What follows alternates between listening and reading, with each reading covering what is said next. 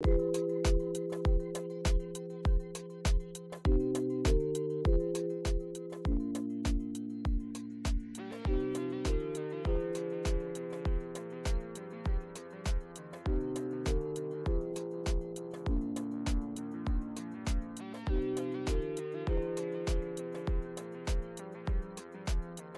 Samaria as the capital and the Kingdom of Judah in the south, with Jerusalem as the capital.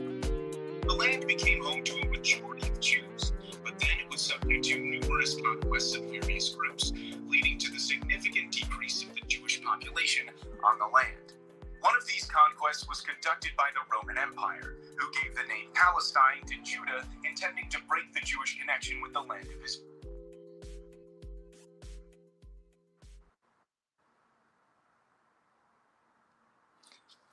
Welcome to yet another beautiful episode, a beautiful day. This is Call to Activism Africa, and my name is Kato Mukasa, who is sitting here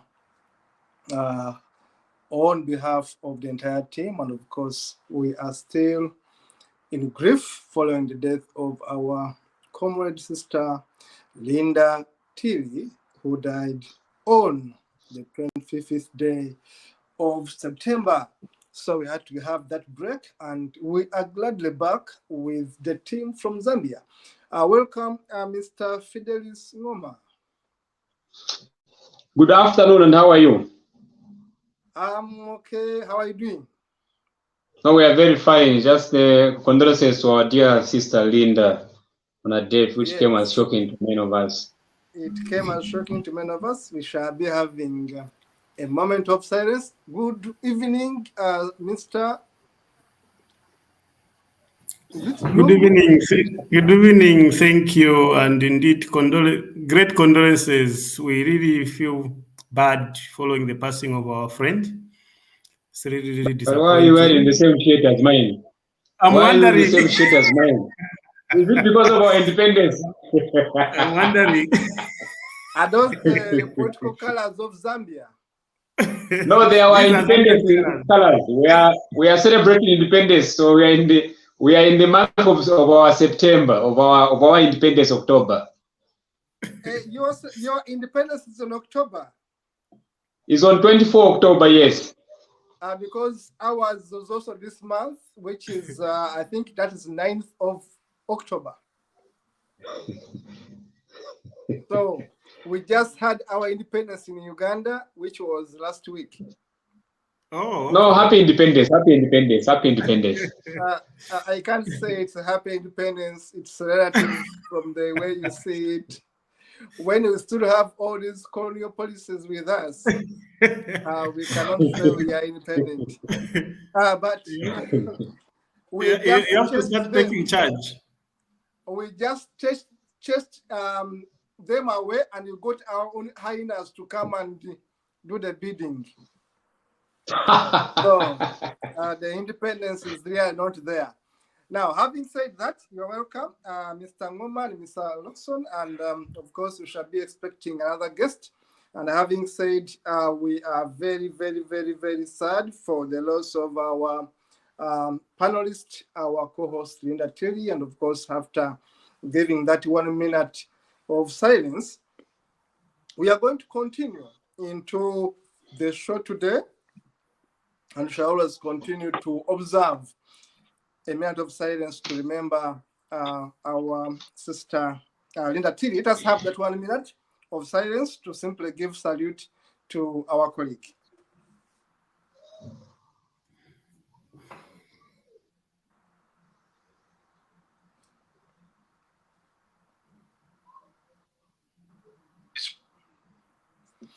Thank you so much for all the condolences, all the silence. We are back, colleagues. We have our team from Zambia. And of course, we are going to continue this time handling what we left untouched. And today, we are looking at the human rights situation in Zambia. And of course, this is episode 2. We have our 2 important guests. We had them the other time. We are having them today. And of course, we shall continue having them in the future as we look at matters Zambia.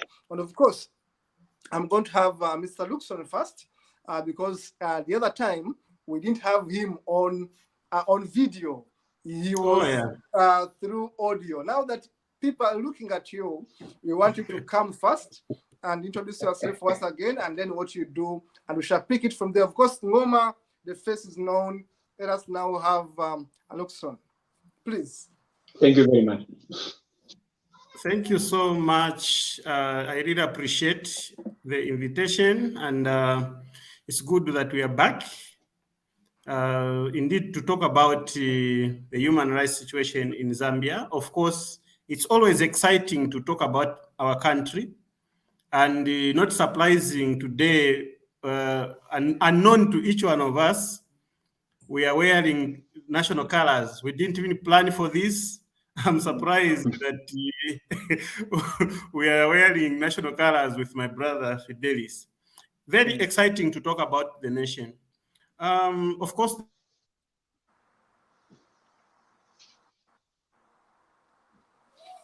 you are getting cut. Do you hear me?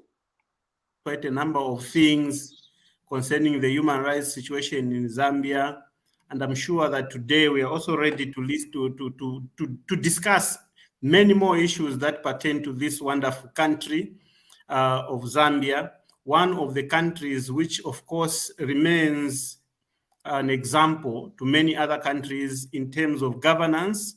Of course, we may not be perfect, but obviously we are doing something that other people can copy from as a nation. The human rights situation in Zambia is not as dire as some people might want to portray.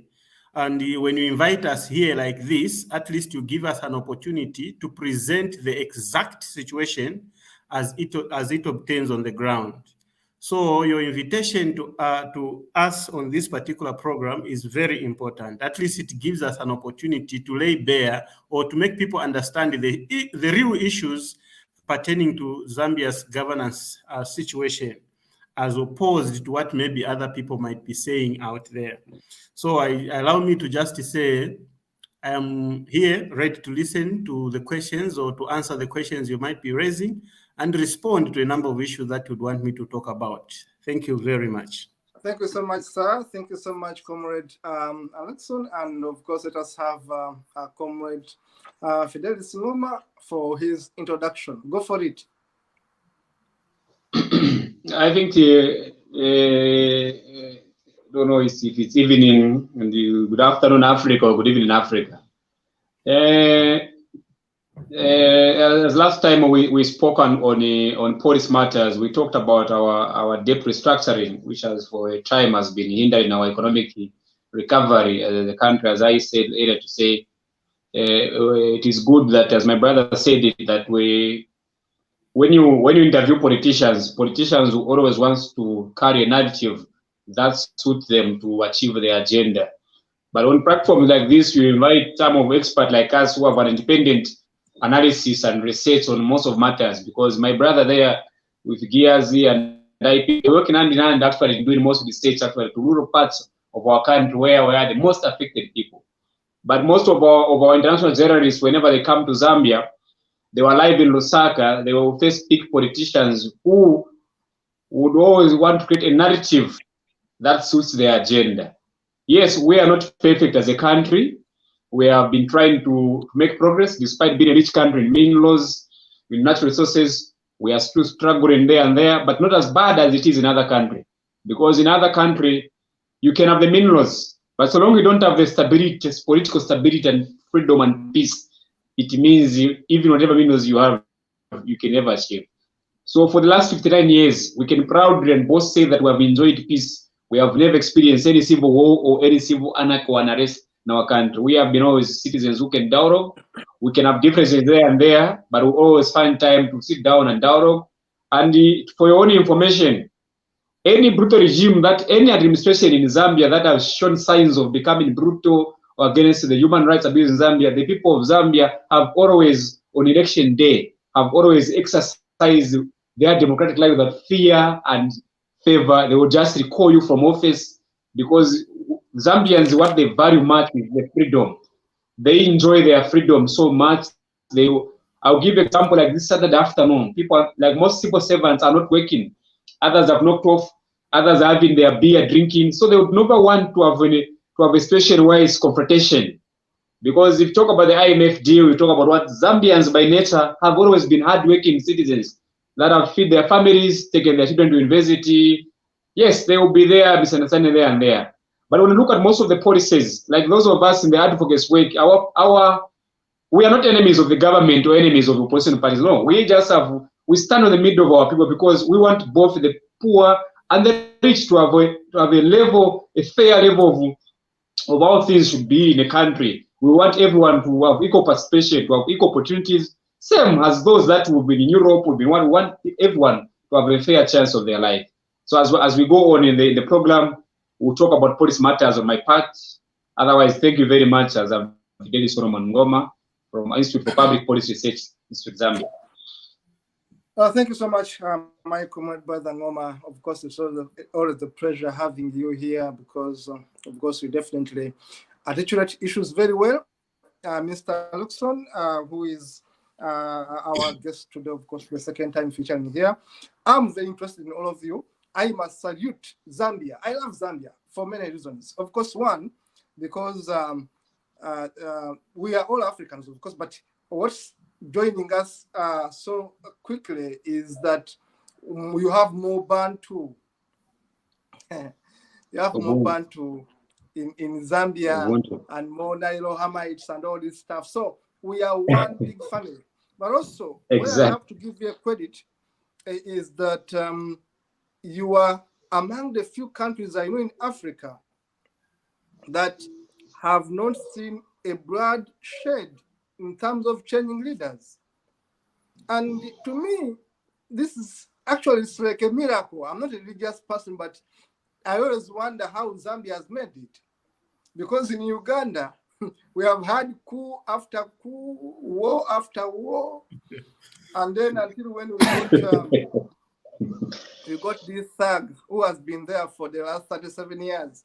He has managed to neutralize other thugs, and then he's the one actually in power. But before him, we had really wars and coups, you know. And the other country, which is also like Zambia, which I respect a lot, is Tanzania. Tanzania is also a very good country where they don't have this bullshit around.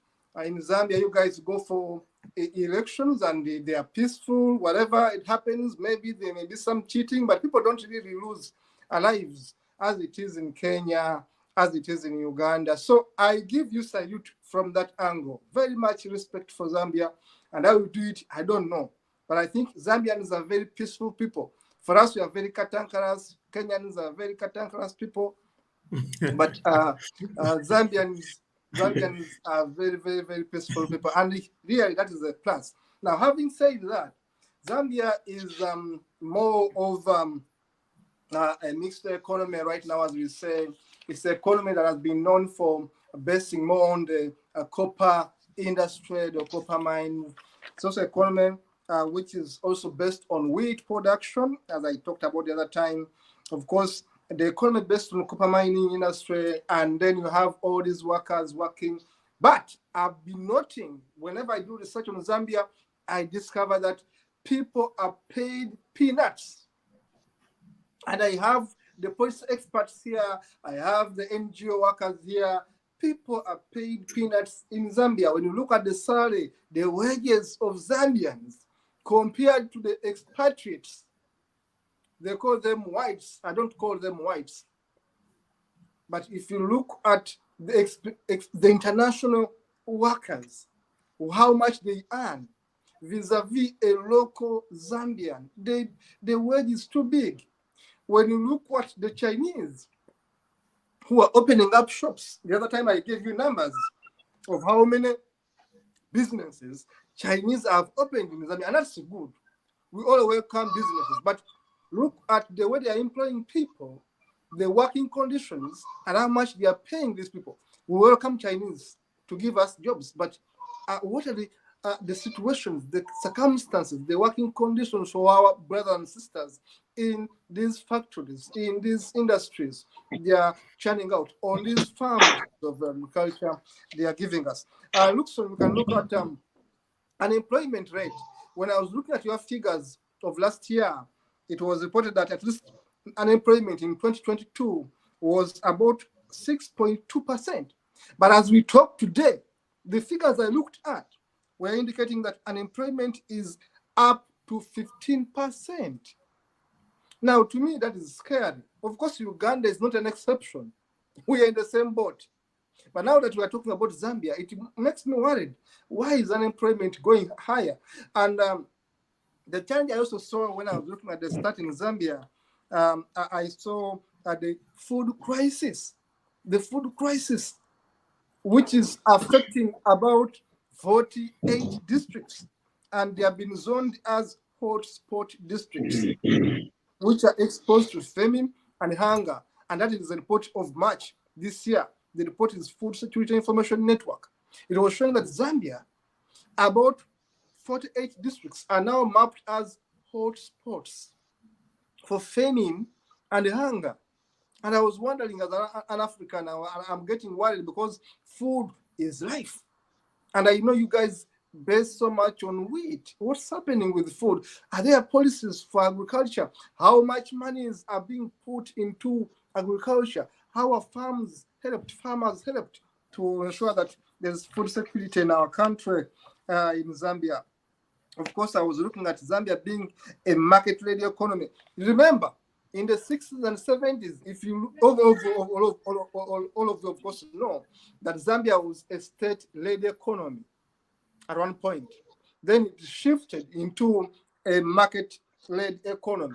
Now, what happened when you leave the economy to be in the hands of hyenas? Because capitalists naturally are greedy. They want money. They want profits. What's happening? Can you give us about the policy brief about labor laws? I'll start with Mr. Luckson. Or Luckson, you may correct me if I'm getting it wrong. Your perspective as someone working with NGOs, of course, looking at policies, looking at rights of people. What's your take on that? Thank you so much. I really appreciate that wonderful concern, and I also appreciate your description of Zambia. You have raised two very pertinent issues that actually we need to discuss, one of which is unemployment and, of course, poverty. You would agree with me that you cannot talk about human rights when citizens or members of the community are actually living in hunger.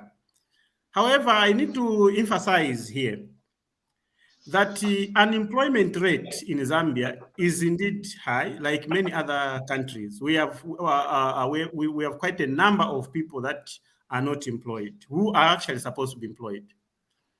Quite a number of them. And of course, the poverty levels are still very high in this country. And I would also be quick to mention to you that one of the reasons why in 2021 Zambians changed government was because, to some extent, because of the same high unemployment levels. Most of the people who voted out a government were actually young people who had the hope that with the coming in of the new government, we are going to actually see a situation where we'll be able to have jobs. Now, let me be very quick to mention here that employment creation has to be looked at more broadly in the sense that we have to look at how does a country, not a government, how does a country bring about job creation?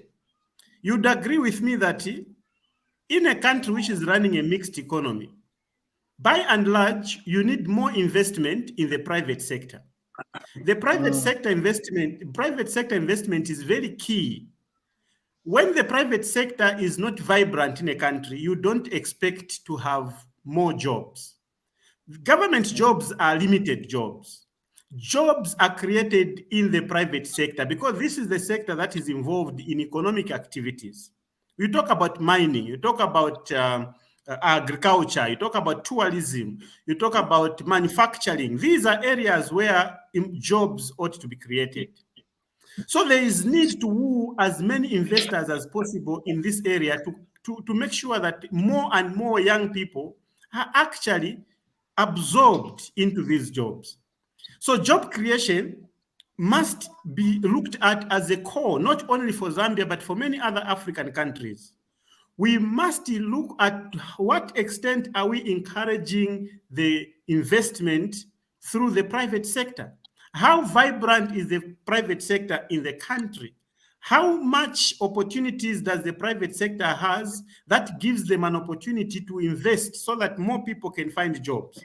Okay, in agriculture, for instance, Zambia is a predominantly an agricultural nation, and we need more and more investment in agricultural sector. Okay, Zambia has a well-trained human resource. In case you may not know, a good number of young people in Zambia are actually graduates. A good number of the people have graduated and are looking for jobs. But I would indicate here that apart from the number of people who have been absorbed in the government jobs, a good number of people have been absorbed in the government jobs. Closer to about 100,000 citizens have since been employed from the time we changed government, absorbed into the system. About 100,000 people so far have actually been absorbed, but that is insignificant. It's not. We still have a lot of people that need jobs. Remember, when you look at the demographic structure, all the people in the working age groups are supposed to actually be working. If they are not studying, they are supposed to be working. Anyone who is out, it must be absorbed into the job. So there should be job creation. And if unemployment is high in the country, you also would agree with me that poverty levels will also be high. Okay, so poverty is a very serious phenomenon, not only for Zambia, obviously, but for many other countries. And we cannot gloss over it. We need solutions. As long as poverty levels remain very high, we will never see the much needed development that we want.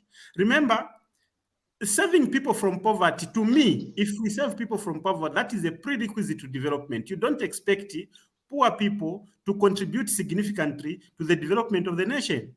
So we need to move people off the poverty, below the poverty data line, so that they start contributing significantly to the well-being of the nation.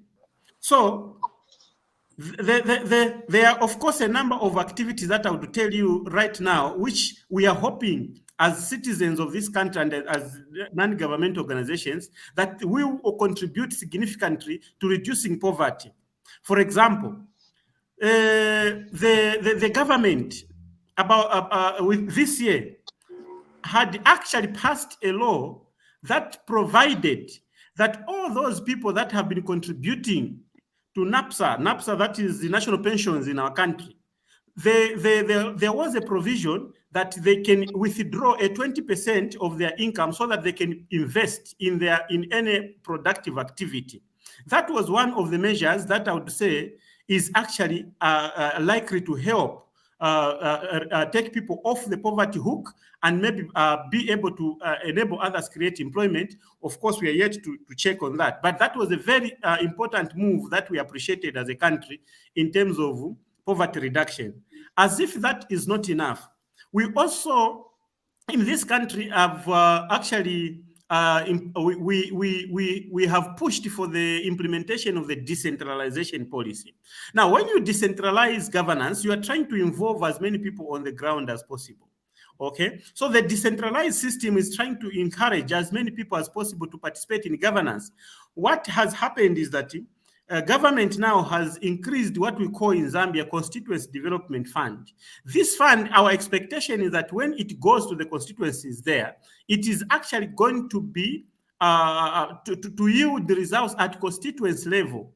Okay, so we expect a lot of benefits to accrue to the citizens through this Constituency Development Fund, which is coming through a decentralized system of governance.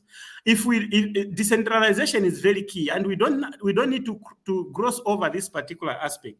Each and every country requires measures that would try and alleviate our poverty levels. We also have what we call economic. Okay, we have an institution in Zambia that provides economic empowerment to citizens, to young people more especially. So this Economic Empowerment Commission is there to try and help the young people who have projects, who have significant projects, viable projects, to apply for funding and be able to do what? To start their own businesses. To be very honest with you, my brother, if these measures that government has put in place will seriously be taken care of and people will live by them, people will start benefiting from them, we expect to see significant improvement and reduction in the poverty levels. Otherwise, indeed, our poverty levels are high, unemployment levels are high, but we are hoping that the measures government is trying to put in place now will try and alleviate these poverty levels. You also said something concerning wages. You indicated something concerning that people they get paid peanuts and things like they get paid small amounts of money.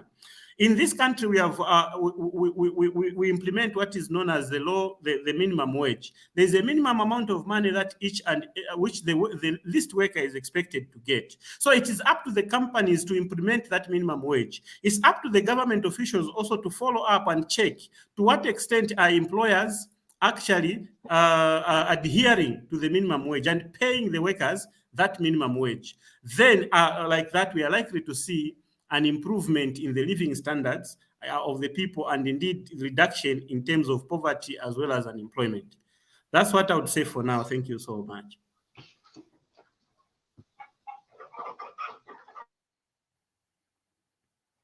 Your mic, please. I can't get. Sorry, I can't get you.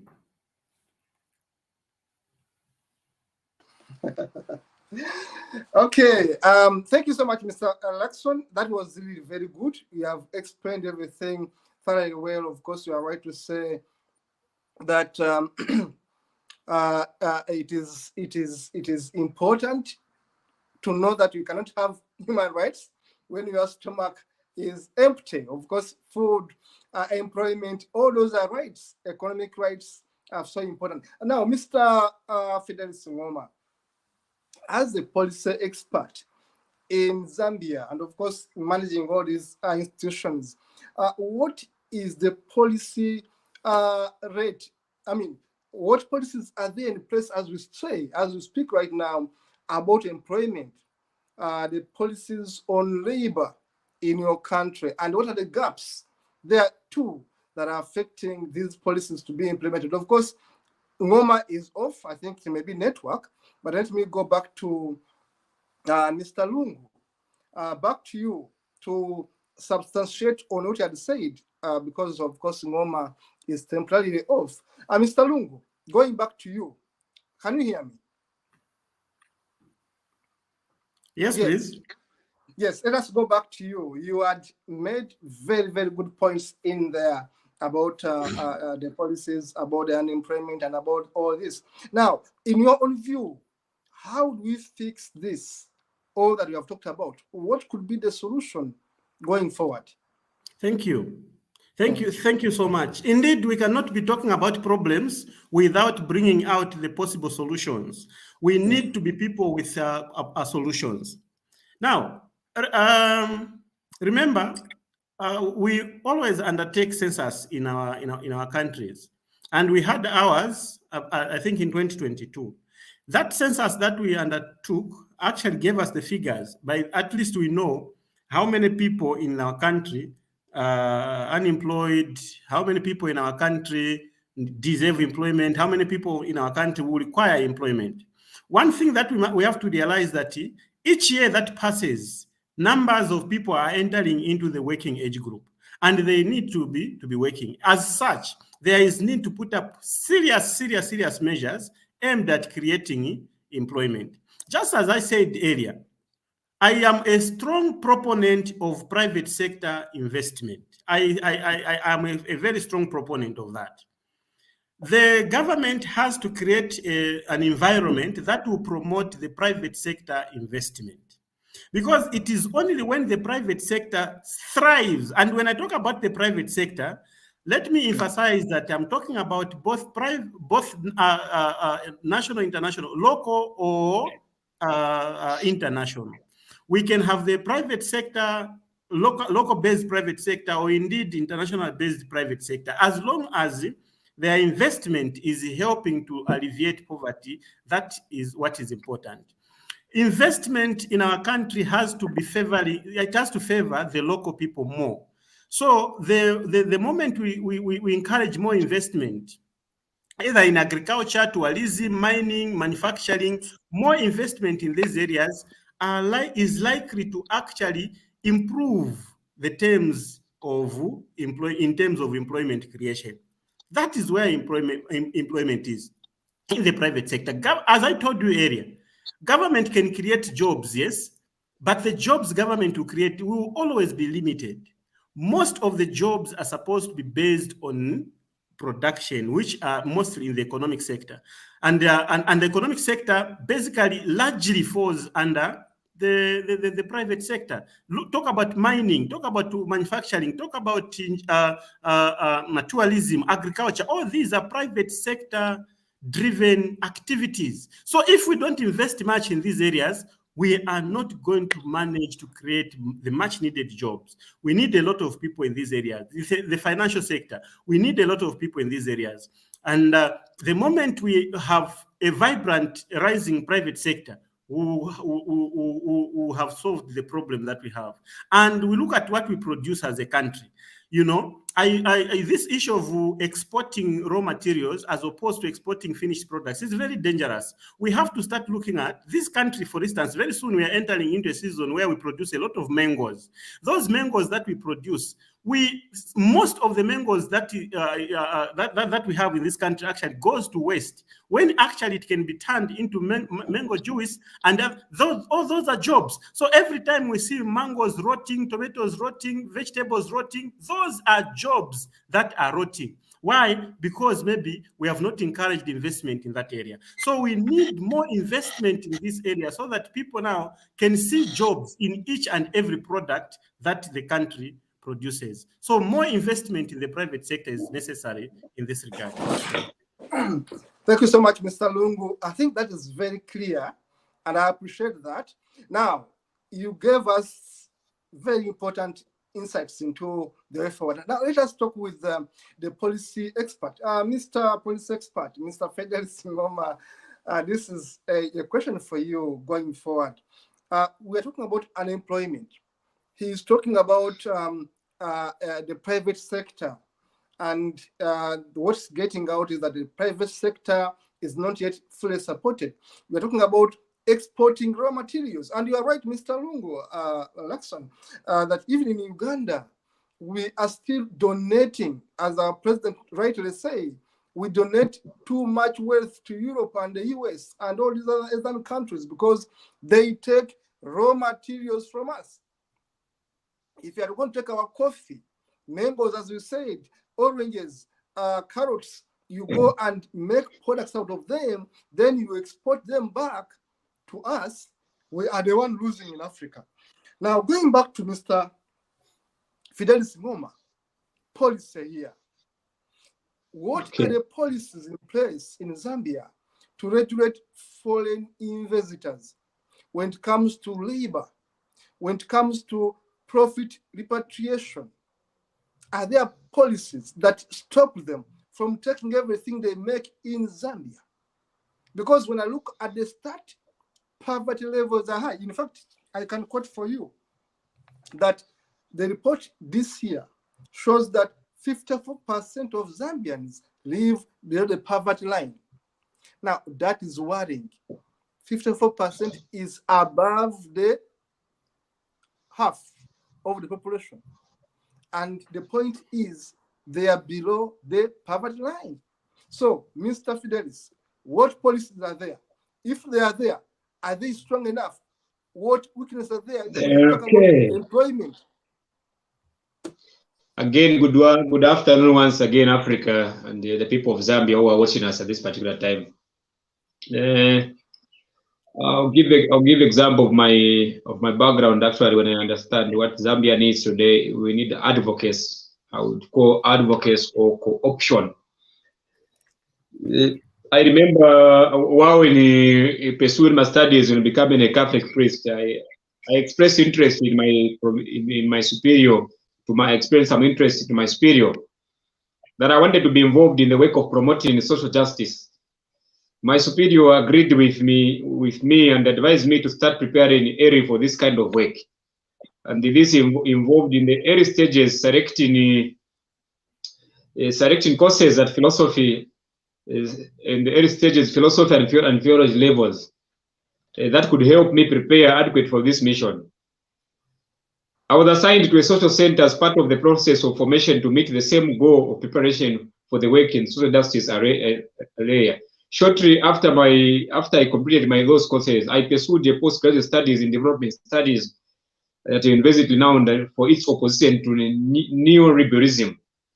Throughout the stages of my profession and my training, I adopted an anti-neoliberal stance as a point of departure in terms of inserting myself into the world of promoting social justice.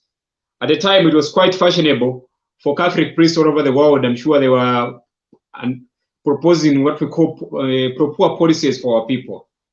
But over the years, I've come to realize to say, you can never fight your opponent using a different angle if you do not understand their policy or their mission. You asked a very good question. It talks about the poverty levels in Zambia. The poverty levels in Zambia from 1964. Zambia was a young country by that particular time at birth. Zambia, and the population at that time was so very young that even manpower that people would reach from 2. It means they would achieved the highest standard of education at that particular time. So when you look at the current population now, we are over 20 million population. With I would say maybe with 8,000 or 10,000 who are currently working for the government. The rest is in the hands of the private sector. Now, when you look at the private sector in Zambia today, for me, the private sector, when it comes to youth unemployment, the private sector has a major role to play in alleviating the levels of poverty. Hello? Yes, please. I can hear you, Fidelis. All right. And so we need to look at those angles to say what is it that we want for our country. Number one, we'll talk about policies. One of the major policies that Zambia is facing today is youth unemployment. But over the years, I'm going to show you something. I'm going to show viewers something here. I want to show viewers something here. You can see it. Can you see this document? Yes, this is a document. This is a document. If you look at it very well, this is a document that was launched. It was quite launched in 2018. Okay. Yellow. And one of the people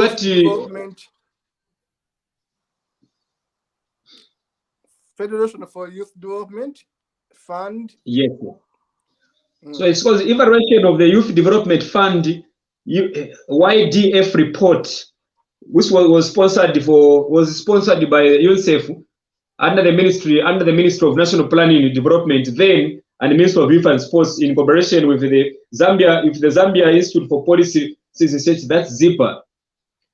And by then, when you look at this document, I'm happy that the current political economic advisor to President Hakainde Hichilema, Dr. Pamela Nkamba, was one of the pioneers who combined this report together, evaluation report, when it comes to youth unemployment in this country. Yes. So quite a number of documents as a country, we have done a number of documents we can to address this youth unemployment. But for us in the advocacy sector, what has been so annoying is that we need, as a country like Zambia has developed very beautiful documents. If you may wish to know, one of the best beautiful documents that Zambia has ever drafted talk about the 7th National Development Plan, the 18th National Development Plan. What has been a problem is the collaboration between the private sector and the government, sitting on a round table and discuss on matters, how do they implement? How do we address these challenges that threaten the stability and the peace? Because you may agree with me that youth unemployment is a ticking time bomb that threatens any country's security and political stability. Because these youths will always be engaged in dangerous activities. Hello? Fidelis, I can hear you very well. I can see you. I'm just quiet. Please continue. All right, all right. So we need to look at angles that for us is that for me is that to talk about the report itself. It gives you an insight of what we have been doing in the last 2018. Now coming to 2022, when we come to 2022, it shows that the employment levels are close to somewhere 8.7, if I'm not mistaken, youth unemployment in Zambia at the moment. Why I would say so is because over the last Zambia was hit by the pandemic actually. The COVID-19 pandemic did not spare Zambia. Zambia was one of the countries that also faced challenges in terms because most companies had to shut down, factories had to shut down in order to save their lives. But in so doing, it created a very huge gap when it comes to youth unemployment in Zambia. It was one of the factors that led to, as my brother Mr. Lungu alluded to it, was one of the factors that alluded to that caused even a revolution for youth to turn out in large numbers and remove the patriot government that was there. So when you look at what is before, I will be honest with you, now that the dust has settled down for President Hakainde Hichilema, it is time to work. It is time for him to work, and the key on his agenda should be that of ensuring equality and equity in the country's economic development. It is what some of us expect from the president and his team. One of the issues that we are proposing on the president's agenda, like some of us in the advocacy sector, is that access to justice should become a development priority, because the less time and the expenses spent by citizens seeking justice will translate into economic gains. You would be disappointed to say that Zambia is one of the countries actually that does not have in its constitution social, economic, cultural, and police act. Zambia does not have that. Because when you have that act in the constitution, it holds these leaders accountable. It puts even the private sector accountable. It makes donors accountable, because you are right, we have minerals that have been mined in our country. But when you look at what has come to our country for us to benefit, it has been very little. Yes, we cannot depend on mining sector, because mining is a diminishing, it will not be there forever. And one of the key which is affecting Africa, and I would say Africa and I would say Zambia inclusive, is that there is our education policy needs to change, because it talks about you become a job seeker instead of a job creator. Yes. When you look at one of the policies that when you look at Zambia as one of the best land, water tables, the weather is good. So you'd wonder yourself why, with a country so much land, vast land and water, is so poor that cannot invest in agriculture, its young people. It's because everybody believes they want to be like me, to sit in a chair like this one. Because even me myself, as I am now, I'm a farmer. Away from work, I do my farming. I produce food to sustain myself, because I don't depend on a salary. I must depend on my agricultural activities. It is a culture that we must create, because why we say the private sector will always be there, because the private sector is about profit making. The private sector is not there to please anybody. For them, it's about meeting their targets, making their own profits, going and just like that. So all that now burden on youth unemployment burden has been thrown at the government. Yes, we appreciate the government that in 2021, in 2022, last year, they recruited 11,000 health personnel. They went further again, recruited 30,000 teachers. They have gone further again to recruit in the security wings, but again, that cannot reduce the pressure of youth unemployment, because every year, every month, as my brother there, Mr. Luckson Lungu mentioned, Zambia every month and every week, there are new graduates that are graduating with very good qualifications and results. It means that Zambians are level well educated. But the problem that has come in is that how is the working condition of the private sector and the government? How are they working hand in hand together? Because there seems to be a gap. You talk about labor laws. You mentioned about labor laws. Yes. When the Patriotic Front took over in 2011, Microsoft, they developed a Labor Law Act. A minimum wage was put in place.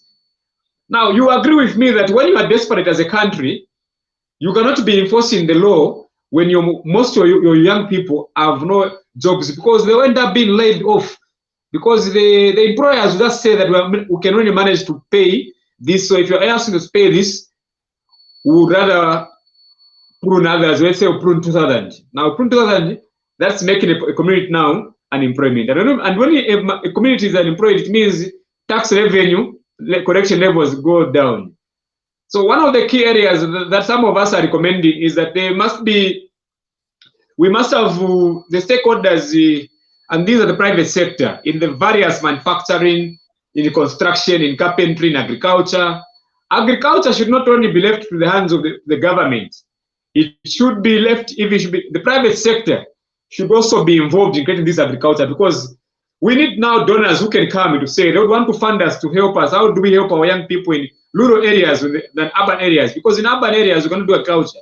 Because it's not everybody in rural areas who would want to come to university to start to come and white collar job. No, we want to identify ourselves as what economic activity the country do we have. We have people that have done grade 12, but does it mean that everybody who have finished their form 5? In Uganda, you call them form 5. You don't know so. Here in Zambia, we call them grade 12. Okay. So you would understand, they say everyone wants to be in form 5, but why do they want to be in form 5? Why can't they have life training skills? The government, through Mr. President Agnes administration, his Minister of Finance last week announced an increment in the Constituency Development Fund, which, if properly utilized, it can be a game changer. It can fight the levels of poverty. By the time we reach in 2030 vision, Zambia will be a prosperous nation. If only we adhere and remove our politics, because I'll be honest with you, we can have all differences, but one of the most important things as Africans we should ever have, when it comes to poverty levels of our people, we must always unite for one, because it is our people that is affected. We must never celebrate whenever one is in government, then you see the challenges that are mushrooming, then we celebrate all the downfall. We must never have such a policy, because one day we will find ourselves as leaders sitting in those chairs, and how would we feel? But when as young people ourselves, like in my age as policy expert, I've been in my stance, and I wish Mr. Emmanuel Mwamba was here, because his political party has got members of parliament in parliament that have got a lot to play in making sure that CDF becomes a reality to the aggregation of our people, because we cannot, as every day as we use as business to do politics on matters that matters a lot. I'll give example. The founding fathers of this country, the Kenneth Kaunda and his colleagues, when you look at their 1975 UNIP General Conference, at that particular time, Zambia was one of the richest countries in Africa, I'll say in the world. Because at that time, Zambia could even send relief even to Brazil and to China at that particular year. They had established what we call the industrialization policy. We used to make our own batteries in those days. We used to have make our own timber. We used to have our own glass. We would manufacture glass, because they believed that for us, we must take our own destiny. We cannot wait for somebody to come from China. Yes, I'm not saying that we don't need the foreign part. No, we cannot develop without the world. We must interact with the world. But as we interact with the world, what policies are we presenting to them? Are these policies 50-50, or what are they, these policies? Because what would make Zambia to become great, and I know Zambia will be great. We have been making progress over the last 59 years as we celebrate our independence. It is my view and my hope that President Agnes administration, we will not let us down like those that have come before them. We expect them to have an open door policy, to invite various stakeholders, not only those that agree with them when they are wrong, no. Because I believe that when you are down, or even your best enemies, as Abraham Lincoln put it, to say he was able to assemble his worst enemies because he wanted the best for America. African leaders have a lot to learn, that even those that criticize them, they have also good things that they talk about them. When you look at the current president, he's brought stability when it comes to Sagari behavior of looking the wound. Yes, there are some few scores there and there. There are some few which are against normal, but his stance is an inspiration to say that it requires political will, that it's not only the president himself, because when we talk about the current agriculture sector, agriculture sector in my country, I would say in the 2024 budget allocation to agriculture, at least this time around, they have increased. Although, in my view, I believe that Zambia is supposed to be allocating at least 25% of its budget allocation towards the agriculture sector if we were to become economically stable and food security as a nation, because we can feed the entire African SADC actually. Because agriculture, we must not look at agriculture as an indoor house security food policy. No, we must look at agriculture as a business actually, as a business that can create also employment for our youths actually. Agriculture is not only about bananas or cassava or maize. It should be a variety, a number of variety actually. I'll give you an example about my country. We have 10 provinces in Zambia. And moving forward, I would expect that in the 2025 budget presentation, I expect that each province, I've always one of the advocates that each province, we should reach a level where budget allocation is done at the provincial level. So that each province is able to identify factors that can grow the economic level at that particular level there. I'll give you an example. Like Southern province is one of the good places when you want good cattle, you want good goat. You go to Southern province, you will find them. When you talk about maize and cotton, you go to Eastern province, you will find it. You talk about beans, you talk about beans, you talk about variety. You go to Northern province, talk about Mbara Kasama, you will find them. You go to Minilunga, you talk about pineapples, you talk about apples, you talk about cassava. You go to Wapura, you talk about fish farming.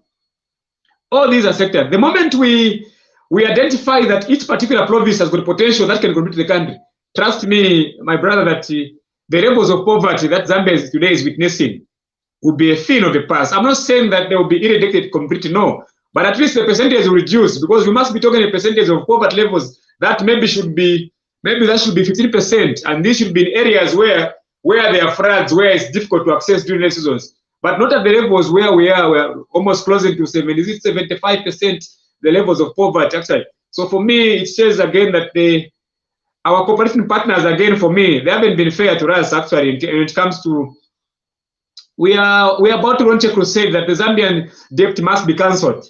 It must be write off, because we have seen in our countries that because one of the hindrances, I agree, when you talk about one of the hindrances that is hindering Zambia is we have a huge deficit that we're having. The debt that was left by the previous regime that have come is so huge, and there have been politics around it to address it, which has affected our economy. Because once these issues are addressed, because we want our partners to forgive us, that the way they have done to other countries, to understand that Zambia, from 2018, Zambia is experiencing, in 2017, first of all, in 2017, Zambia experienced one of the worst cholera outbreaks in many years, actually.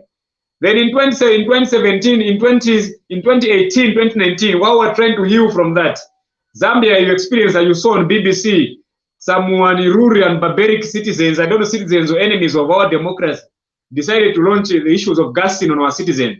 So the government was forced, there was no gassing. It caused an attention in the country that there was serious tension, but over the deployment of the Zambia military personnel came in, we stabilized, and the country, by the time that we were coming from gassing again, Zambia again was not spared with what the world was facing, the COVID-19 pandemic, which really affected us, and by so doing, our economy, even revenue tax collection, was worsened. It only worked up when President Ngoma himself took over government in 2021, when he lifted the sanctions of. Yes. Yeah, you have had a very good run. Thank you very much. And we are enjoying it. I have to stop you there, but I have to tell you. Thank you very much. I enjoyed every word you have said. I have so many questions, but I've also learned, and of course, I'm going to be asking Mr. Lungu to substantiate as an NGO expert. But going back to you briefly, Mr. Fidelis Ngoma, of course, we shall be inviting you more. We even have thoughts of making you a panelist here who is more of a permanent residence on this platform, so that we can continue having lots of these conversations from that side of Africa. Now, just a few points which I want to mention so that Mr. Lungu, Luckson, can pick and then substantiate. Now, Fidelis says that, which is right, that Zambia is basically agriculture based. Of course, we know, going by the book, that Zambia is more of a mine industry economy, but we also know that many people are into agriculture. Many people. And as you explain the provinces and what food comes there, that is very true. But unfortunately, the food coming there is no longer enough. As I talked about the food insecurity in Zambia affecting 48 districts, worse hit. They are now called the hotspot districts. Now, Fidelis, you talked about the question of date. I don't know whether Mr. Luckson Lungu hears me. You are back now. You had gone off a bit. I know our challenge is internet always. Now, going back to Fidelis, but of course asking Lungu to answer, but based on what Fidelis had said, there's something which is so fun about Africans, about us, because I'm black, I'm an African, so I have no apology for that. Now, we speak very good English. In fact, Zambia is one country in Africa that speaks very good English. When I'm speaking with a Zambian, I'm speaking with a Ugandan because our accents are the same. When you go to Europe, they're going to say, you speak... We are British. Me and Zambians, we speak exactly the same way. Yet, a South African speaks a bit different. A Nigerian speaks a bit different. So, for us, even our accent is the same. When you go to Europe, they're going to say, oh, you have very good English. But look, we are people who speak very good English without having food. You are a graduate who knows so much English, a graduate who cannot dig and get wheat and get bananas and get maize. So we are graduates in English, but very useless graduates. Now, Mr. Lungu, Luckson, going back to our education policies, but of course our agriculture policies you have been talking about. Now, as someone in the NGO area, what are you doing to make education, if any, more practical, so that we stop speaking so much good English, but also have food on the table, so that we can also be able to be job creators? Are there ways your sector, as an expert in gears, that we are looking at agriculture, looking at practical studies to help people become more practical in Zambia than being theoretical and job chasing all the time? Thank you so much. I really appreciate that very important question that you have raised. I can see that you really wish well for Africa. You really have a passion for Africa. You want to see a developed Africa. You want to see a happy Africa. Thank you very much.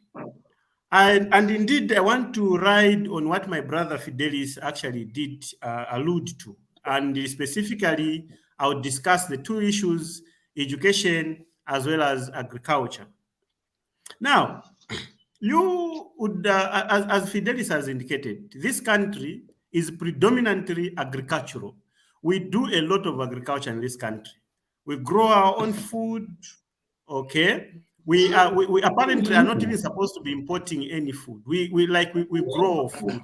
Zambia was one time a food basket, sorry to say. Yeah, Zambia yes, because of our ability to produce more food.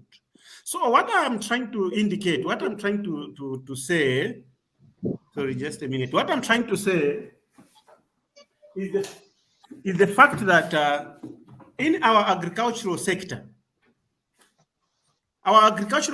requires a lot of investment in terms of identifying which areas.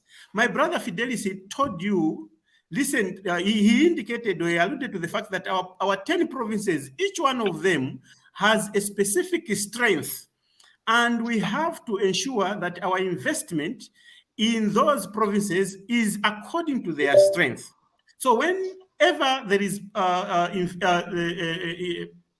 their policies coming up, we from the civil society sector actually encourage that we look at the strength of each and every province and provide help or investment initiatives per province. I can tell you that there was an initiative that started recently of what we call economic expos, expositions, which were supposed to be taking place per province to showcase what each and every province is capable of producing. We cannot run away from maintaining our position as a food basket as a country.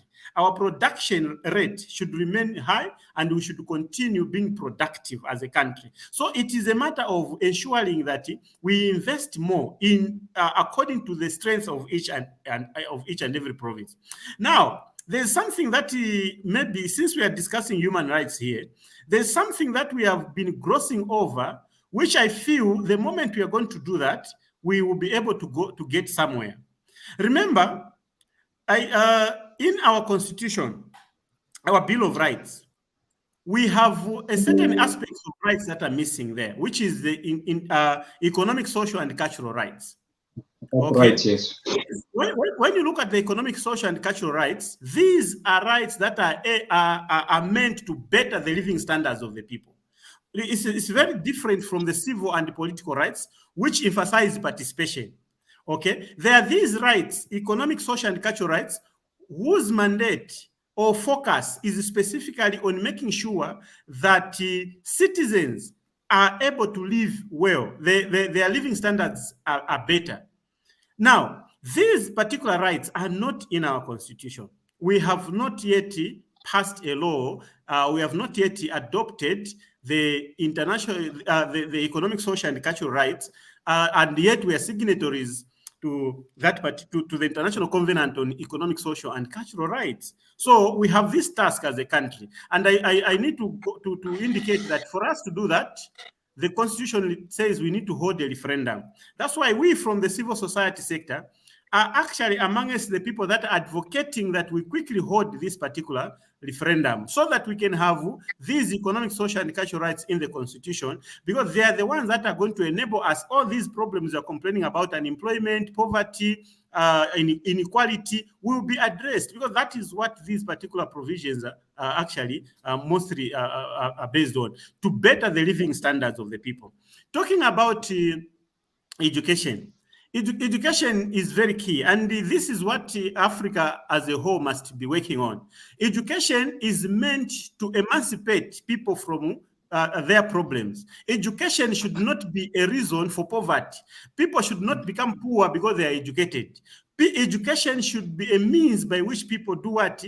Earn a living or better their lives.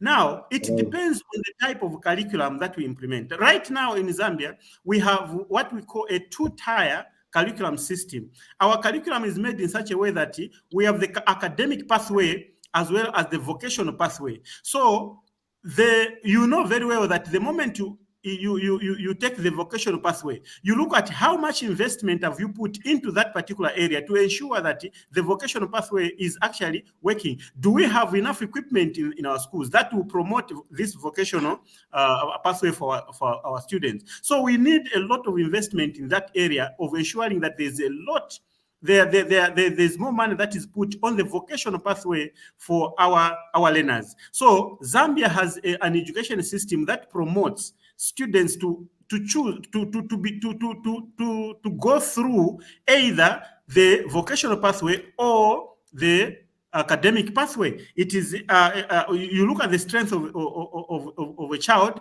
and then make them follow that way. If our education system becomes more practical, that is going to be of great help.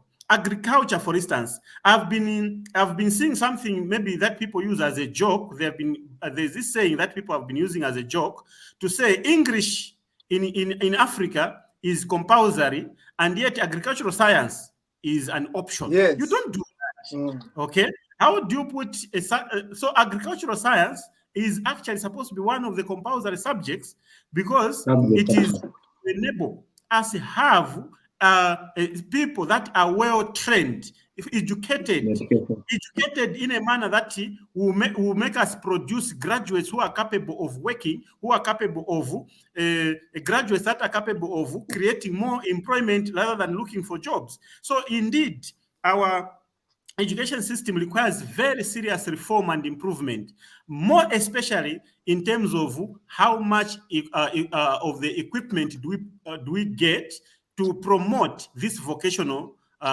education. How much, for instance, if we are training people in carpentry, woodwork, name them, agriculture, how much of the equipment are we putting in the schools? Do the schools have all the necessary requirements for them to ensure that they promote this particular aspect of training? And luckily, I'm actually one of the trainers of teachers, and I would tell you that indeed we need a lot of work in the area of empowerment in terms of equipment in the schools that should be used. You cannot be learning a practical subject theoretically. If a subject is practical, you need to do it practically. That is what is required. So more and more work has to be done in that area, and we in the civil society must be in the forefront, pushing an agenda to make sure that our education becomes not only quantitative but qualitative as well. Thank you so much. That was beautiful, Mr. Luckson Lungu. And I love that. I love the way you guys articulate issues, Fidelis Ngoma and Mr. Lungu. Now, I want to take you on right from where you have stopped. You are talking about education being practical. I'm a Ugandan. I'm an African. I'm a citizen of the world. I'm going to give you a bit about Uganda. In Uganda, our president brought a policy about 10 years ago. You know, I criticized him in good faith because I want my country to be better. Now, he brought a policy that was meant to put vocational training centers at every sub-county. I want to use Uganda as an example so that I can ask you a question for Zambia. Because we were saying we are tired of unemployment. And we are saying that our education system gives us very good English without skills. That I train my daughters and my sons, they will go to school up to senior 6. They may even go to university and live without a skill. Now, the argument was about 15 years ago, let us have a practical kind of education in Uganda. Now, the president said, and his cabinet, we are going the vocational way. And the theme was Skill Uganda, Build Uganda. Now, last year, the syllabus was changed. And that was good. I always criticize Museveni, but there I give him credit. The syllabus was changed last year. So that now, instead of studying so many irrelevant subjects, they are studying less and more practical. That's good. So this year, our syllabus in Uganda has changed. I'm showing you what they are doing right in Uganda. But still, Museveni and his government have failed to fulfill the pledge they made to Ugandans to build one vocational training college at every sub-county. Instead, individuals like me own our own vocational. I own a vocational training college in Uganda. In my own sub-county, I own it, worth lots of investment. But there are many people who cannot do what I do in Uganda. You get it? Now, we need to have more Fidelis Ngoma, more Lungus, putting these vocational schools in their own sub-counties, which is very hard because they're expensive to establish. Now, yet the government would have been doing this either by giving us subsidies, either by taking out taxes from practical tools like computers, like sewing machines, things for saloon, things for agriculture. You know, these things should be less taxed, but they are not less taxed in Uganda, I should say. Now, finishing on that, I was giving our own example in Uganda. The government had a policy introduced in Uganda to make sure that with our new education syllabus, every secondary school has a vocational wing. You get it? And this is good. All I'm saying, all these things started last year anyway. Now, schools have been told to create a fund where they are going to have a vocational training center at every secondary school. so that a child leaves school knowing how to repair or make cloth, how to be a good vet, how to be a good farmer, how to make hair. You get it? Now, to me, Uganda, in that way, if they continue like that, or if we continue like that, that's a good way forward. You get my point? But it has taken us 37 years of waiting. Now, having said that, Mr. Lungu, you said all that very beautifully. And of course, Fidelis gave us a way forward. Now, from what I've said, are there some signs? Are there some things being done in a similar fashion in Zambia? For example, do you have vocational training colleges on each sub-county sponsored by government? Has your educational syllabus been changed to be more practical, like Uganda is taking that path? What is your government doing? Thank you so much. Yes. Can I come in just a minute? Come in right here. Yeah, thank you so much. So you have raised a very important issue, and I'll talk about it from a historical perspective. You know, in Zambia, we had a president by the name of Levi Mwanawasa. During his tenure, he had come up with a deliberate policy, which unfortunately has not taken off because maybe of change of government and things like that. In most cases, this issue of when you change government, you also change the policy you undertake is very dangerous. We had this president who actually started a program of saying in each and every district in the country, we must have a trades training institute.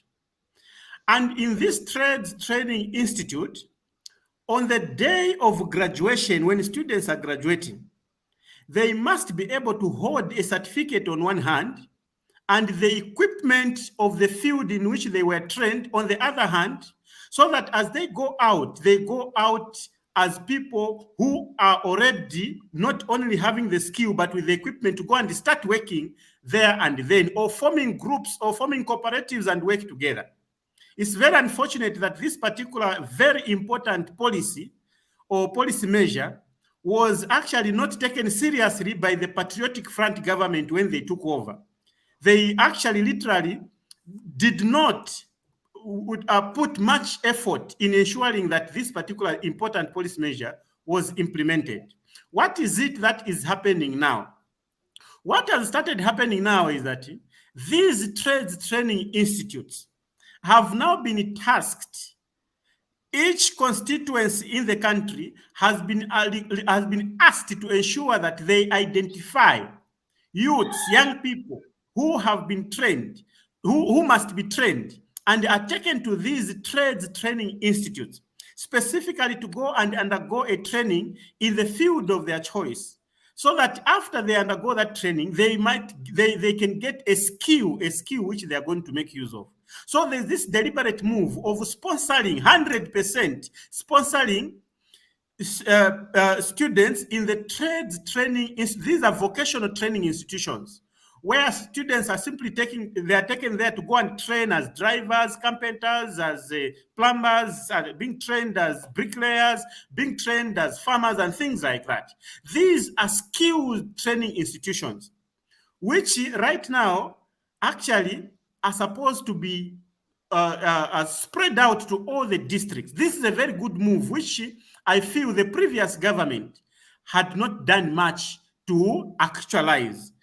My hope and desire now, which is indeed, I know, the desire of many citizens, is that these training institutions will indeed help in imparting the skills, because what we need is indeed more skills than knowledge. Okay, knowledge must be backed by the skill. So these skills are extremely essential for our people. So I agree with you that that is a very important undertaking, which had started but was stopped, and or maybe there was no direction, but at least now we are seeing that direction. We are seeing a political will in that direction. Like government now is seeing that we need to train more and more youths to get the skill and be trained in this area for free. So there's this free empowerment. But remember what I indicated. I told you that our education system is made in such a way that it is vocational as well as academic. So students are supposed to be given an opportunity to undergo the area which is likely to be good for them, so that they undergo a vocational training which will give them an opportunity to acquire a skill which they're going to use and live by it. So education requires a lot of reform, but more investment is required there because equipment is key. Thank you so much, Mr. Lungu. And now, the two of you, I want to take you back to the economy, and then we are going to close today's show on that point. Now, Mr. Fidelis and Mr. Lungu, you talked about something very interesting, Mr. Fidelis, like a politician, of course, like a policy expert. You were saying, you see, we want these guys to forgive us debt, you know? My friend, these are not your fathers and mothers. These are not Jesus Christ. Because you told me that you wanted to be a priest, and thank God you never became a priest, because people would have missed a very good husband, you know. Having said that, I'm not religious anyway. Now, having said that in a joking way, now, going back to the economy you talked about, you know, you are saying debt burden. Let me give you statistics about Zambia. China alone is owning 51% shares in your mines as we speak right now. In your mines, you can check it. There's a company called Chinese Jingshuan Mining Group. Actually owns 51% of shares in Zambian mines. To me, that's a very bad sign. Of course, you cried about debt. I'm showing you why these guys are now owning over 51% shares in your mines. There is China acquired 85% in Luashinya and Chambishi mines. You know them better than myself. I'm simply reading what I Google. And then China effectively is in control of your economy in Zambia. There's a company called BlackRock, a New York-based investment company, holds private ownership of Zambia's external debt at a whopping US dollars 220 million. One New York-based company. You know, debt, because you talked about debt, Fidelis. I'm showing you debt for Zambia. You are right. Zambia is highly indebted. One company, BlackRock, a New York-based company, is demanding Zambia 220 million USD. And Zambia's failure to pay debt, the other time I was watching your Minister of Finance pleading that the debt is choking Zambia. I should tell you, the debt is choking Uganda, Tanzania, Kenya, throughout Africa. We are debt-ridden. Now, talking about debt, Fidelis, trust me, and Lungu, any country that gives you a debt is going to give you strings attached. Now, if you are going to say, forgive our debt, are you ready to accept the conditionalities of forgiving a debt? And there are so many. They can be so tough. In other words, as we conclude, all of you, I'm going to invite you to give us a way forward.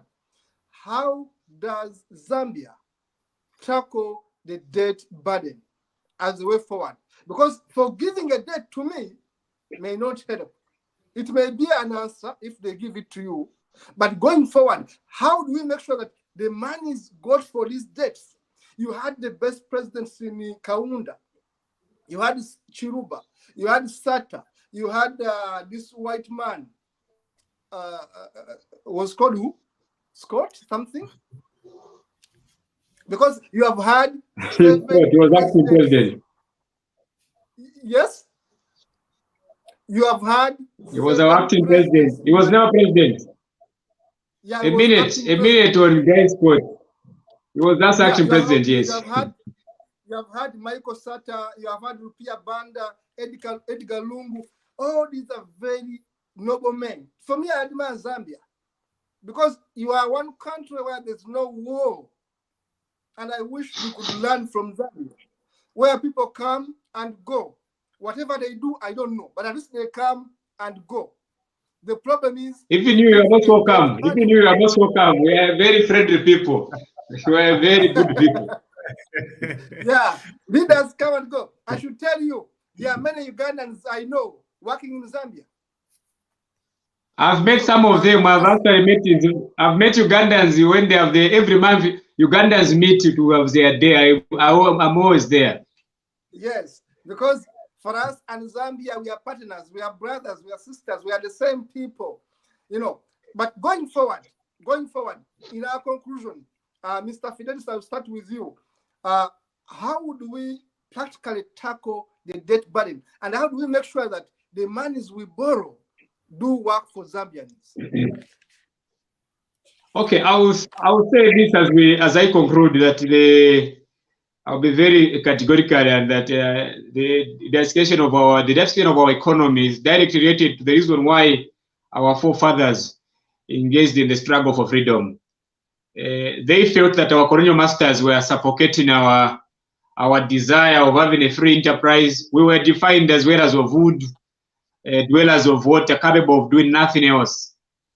Yet what we wanted was to own our own land, was to own our own businesses, fly our own planes. In that effect, they desired to plot our own destiny, which is now today present. 59 years ago, today is now called the Republic of Zambia. So even today, we must continue with more vigor to incubate and support SMEs, cooperatives, and they like to promote the expansion of our economy. In short, the discussion of our economy will only work if we invest adequately in people, in proper tandem with the development supportive infrastructure.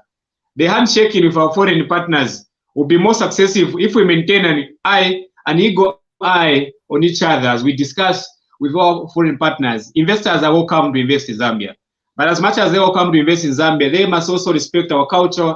Our culture is quite friendly. It's quite okay. Our laws are okay, because our success can only be determined through our plans and how strong our political will it is to implement that.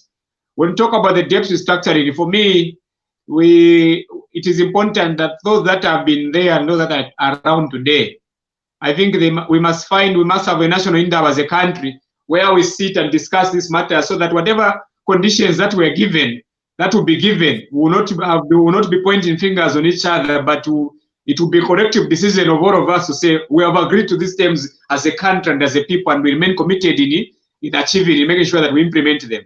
So in my conclusion is that the debt restructuring, for your own information, in 2000, the civil society organizations, together with the Catholic Church, by then Cardinal Mazombwe, he was a geography teacher, by the way, from Chipata. He came from the eastern part of Zambia, and found himself as cardinal, launched a crusade, went to Europe to say, you forgive us on this debt restructuring. And fortunately, God heard our prayers, we were forgiven.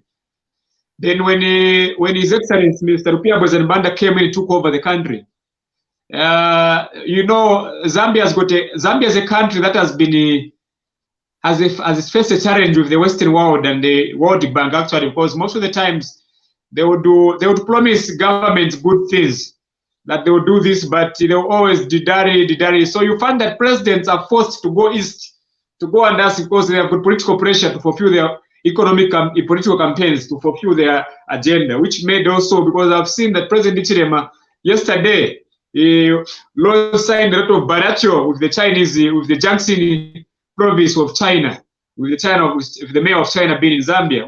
These are very vital and powerful economic initiatives that, if supported, they can help alleviate the levels of poverty. Now, because the debt restructuring for Zambia, it will remain like that, because even at 1964, as we took over the country from our colonial masters, we were still owing other international monetary organizations for funds. So Zambia has never been debt-free from 1964, from the time that we took over our country. But over the last 10 years under the PF, the borrowing was extremely, very extra. I would say the exercise was totally wrong, because yes, they borrowed, whatever they borrowed, they meant well, but you can never grow the economy if you borrow. You only invest in infrastructure only. So that is why we find ourselves as a country that we owe China a lot of money, because there was no balance in terms of how other sectors were abandoned. The focus was just on roads, infrastructure, and hospitals. And in the process, again, the prices of those infrastructure, some of us do not agree with some projects that were done under exorbitant prices.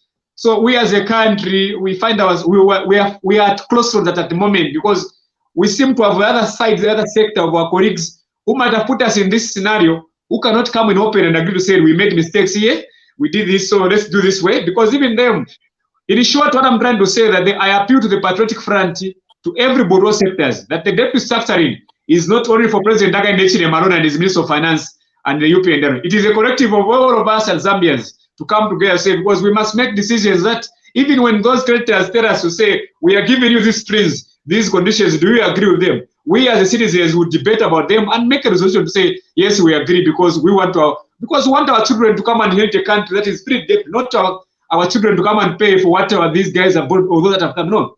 So in my conclusion, I would say, Zambia, as we celebrate 59 years of our country, I wish to appeal to say, to our investors to say, they're welcome. Zambia is a beautiful country. We are so peaceful.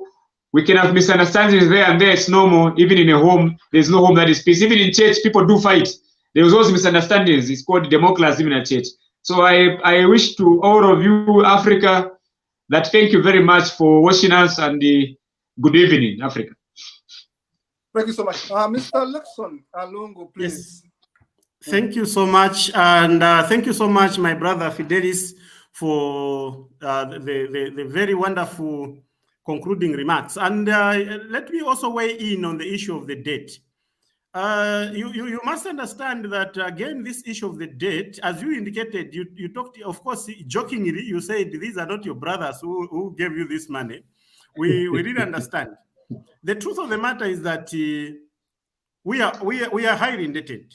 We have thrown ourselves into debt. The most painful thing is that the money that we borrowed cannot pay itself back. You know, every time a country borrows, the money that you borrow must pay for itself. It must be able to pay itself back. The moment you just use the money without, in short, what I'm saying is that we must borrow and invest in it, and place it in investments that will be able to do what? To pay back. It must be able to pay itself back. So we have to invest in productive activities, productive ventures, so that it's able to pay itself back. We want to appreciate, of course, the debt restructuring deal that maybe the government has taken. Of course, this is not a debt cancellation.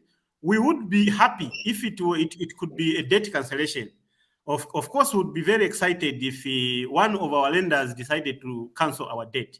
But otherwise, the truth of the matter is that debt is chokes. Debt cannot, a country that is highly indebted cannot develop, because you're going to be using most of your money to pay off the debt. So we can't always be using the money to sustain the debt. So in short, when the debt reaches unsustainable levels, that becomes very dangerous. So we are unfortunately in that position where we have reached a stage where our debt is highly unsustainable. But the government decided to at least to enter into this debt restructuring deal to try and find room for investment in as much as we are indebted.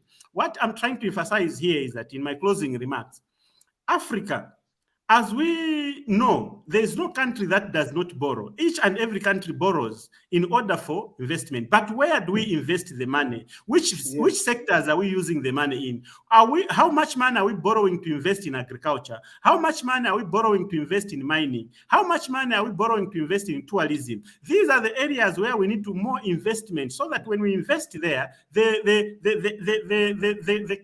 products from there would be able to pay itself back. The money that is borrowed must be able to pay for itself. So we need to start training ourselves as Africans to start using the money that we borrow into productive activities, not putting the money where it will not be able. It's like throwing money in the bottomless pit where you will not be able to get anything. So it's high time we started investing appropriately. That is what we need to do. So it begins with the good laws, good policies, and indeed good programs, then at the end of the day, we'll be able to see ourselves moving forward. Otherwise, without without investing in productive ventures, we'll continue crying of lack of development. And where there is no development, there is no human rights. You cannot talk about enjoyment of rights without development. So we need a developed country. We need to develop our countries if we want to enjoy our democracy. That is what I thought I would say in my concluding remarks. Thank you so much. That was noble, Mr. Fidelis Ngoma. That was noble, Mr. Luckson Lungu. You have deliberately made everything very clear, and I believe, and I understand, and I know that our viewers have enjoyed this show. Remember, our show is online and stays there for months and months. This show will be watched 1 year from today because it's always there. Now, you have made the record clear. And as you have said, I'm just going to add one thing. You also need to have a corrupt-free government that doesn't cut deals with guys who give us loans. Because they get these monies and they steal half of it. They get these monies and build bad roads. So if the debt was got and put right where it must go, Africa would be far. Let me tell you, America has debts. America, as big as they are, they're indebted. Anyone can Google that who's watching this. America is indebted. But America pays their debts. When they get debt, we ask, where do they put their money? Many of these countries have debts. It's not about Africa alone to be in debt. But the problem is when we hold these monies, how do we use the monies? A minister X in Uganda is running out with much of our money. And the president looks the other side. That's why some of us are mad and say, why should the president allow these thieves to continue staying here? In China, these thieves are shot dead. Anyone can Google it. In China, go and tamper with people's money. You'll be in jail or dead. So we must, as Africans, stop handling thieves, public thieves, with gloves. We must have the policies. I was watching your news and your president was talking about corruption. He was saying, I'll do things differently. I don't know how he does things. But as we conclude, I have to say, you have done justice to the program. I've enjoyed listening to you. I've enjoyed talking with you. And of course, we'll have you back because now Zambia is part of this discussion and Zambia is leading the way in terms of peaceful countries in Africa. Thank you so much for making it today. And please keep hope alive. See you in the next episode. Thank you so very much. Thank you very much. Thank you. Thank you so much. And happy independence, Zambia. Happy independence, Zambia. Yeah, I don't know how independent you are, but happy independence. 59 years. 59 years. We are 59 years. 59 years as a peaceful country. We have money. We have money. Yeah. Okay. Dennis. As economic freedom fighters, EFF, we are very concerned with the banking operations at the Bank of Zambia. The Bank of Zambia regulates and supervises financial service providers through a combination of off-site surveillance and periodic on-site inspections. Invest Trust Bank, a wholly owned Zambian bank under the Industrial Development Corporation, IDC, has not released its audited financial statement in the past 3 years from 2020 to 2022. This is based on the report by the Bank of Zambia, the Zambian Banking Sector Competitive Landscape Review 2022, the 5th edition. According to the Banking and Financial Service Act 2017, Section 92 states that a financial service provider shall publish in a newspaper of general circulation in Zambia its quarterly financial statement and audited annual financial statements. The Bank of Zambia, through the Department of Bank Financial Institutions Supervision, has not undertaken its mandates seriously, as it could not allow a bank that takes deposits from the public to go on for 3 consecutive years without being audited. It is for this reason we have experienced the closure of the Development Bank of Zambia as a result of supervision by Bank of Zambia. However, as economic freedom fighter, this has not caught us unaware, as this is a trending culture in the New Dawn government of obliterating the law.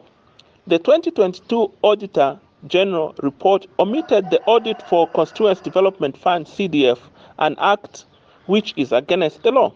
Therefore, we would like to remind all public institutions to take their roles seriously and abide by the rule of law.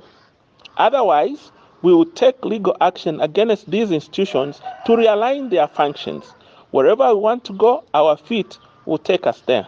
Changala Siame, Secretary General of the Economic Freedom Fighters. Thank you.